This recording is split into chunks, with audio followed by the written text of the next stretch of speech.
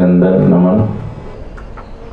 गुरुदेव, आज हम लोग बैठे थे तो एक बात मन में उठी कि आखिर सभी श्रुतियां या सभी महान विचारक इस बात को पुष्ट करते हैं कि सृष्टि नहीं हुई है, अब फिर भी सृष्टि के उत्पत्ति का वर्णन करते ही हैं। और परमात्मा भी कहते हैं, आया है श्रुतियों में कि सो अकामयत तदैच्छत।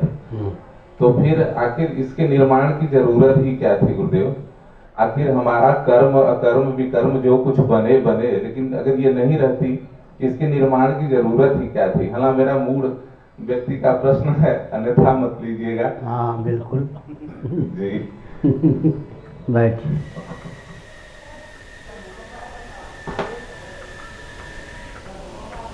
न सूरयो हि व्यवहारमेनं तत्त्वावमर्शेन सह मनन्ति।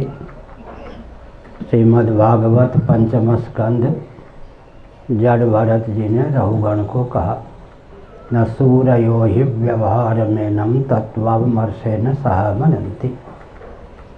विचार कुशल मनीषी जो हैं तत्व विचार के समय व्यावहारिकी मान्यताओं को ताक पर रखकर ही विचार करते हैं।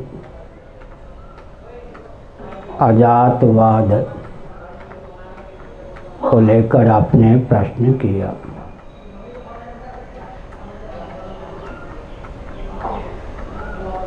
अजातवाद को लेकर एक प्रश्न उठता है कि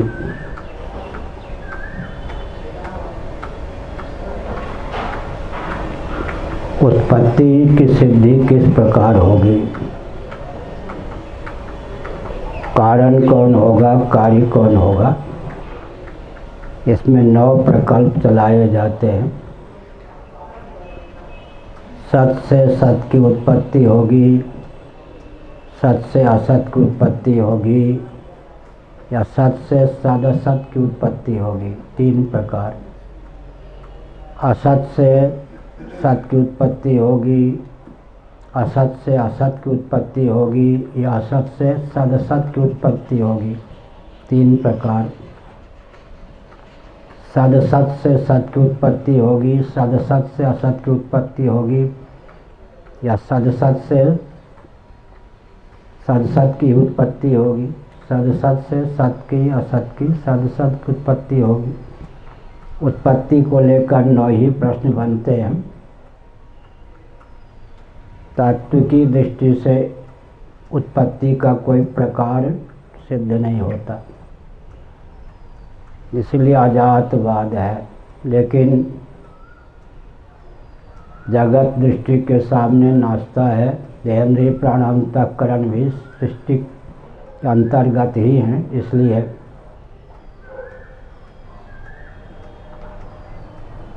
व्यावहारिक दृष्टि से प्रतीति के बल पर सृष्टि का अस्तित्व मानते हैं।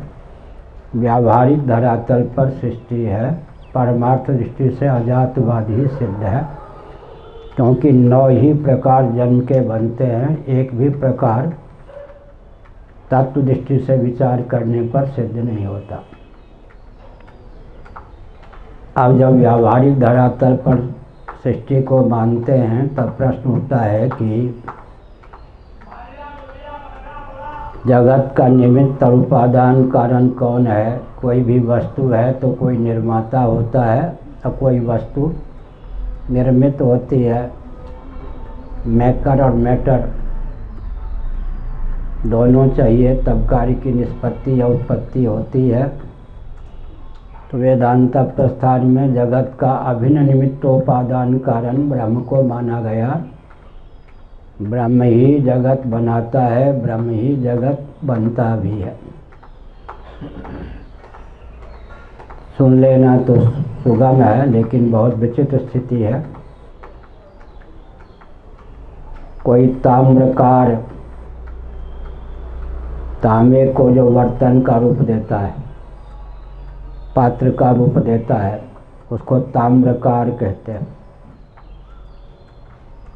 स्वयं ही तांबा मान लीजिए, अपने आप को ताम्र पात्र के रूप में उल्लसित करे तो आश्चर्य की बात होगी या नहीं। भगवत तत्व या ब्रह्म तत्व स्वयं ही स्वयं को जगत के रूप में उद्भासित करता है। क्यों का उत्तर यह है कि महाप्रलय के अव्यवहित पूर्वक क्षण पर्यंत जो जीव कैवल्य मोक्ष नहीं प्राप्त कर सके, उनको कैवल्य मोक्ष प्राप्त करने का अवसर प्रदान करने की भावना से करुणा वरुणालय सच्चिदानंद स्वरूप सर्वेश्वर महासर के प्रारंभ में सृष्टि की संरचना करते हैं। भोग और अपवर्ग की सिद्धि सृष्टि की संरचना का प्रयोजन है। वैशेषिक दर्शन के अनुसार पुरुषार्थ चतुष्टय को दो शब्दों में गुंफित करते हैं, या तो अभ्युदय निश्चयस सिद्धि सधर्म, अभ्युदय और निश्चयस भोग और अपवर्ग या मोक्ष। उस दिन भी हमने बताया था, आपने ही प्रश्न किया था, श्रीमद् भागवत के 10वें स्कंद के 87वें अध्याय के दूसरे श्लोक में सृष्टि की संरचना का प्रयोजन बताया गया है। बुद्धिन्द्रिय मनः प्राणां जनानां असृजत् प्रभु मात्रार्थम च भवार्थम च आत्मने कल्पनाय च।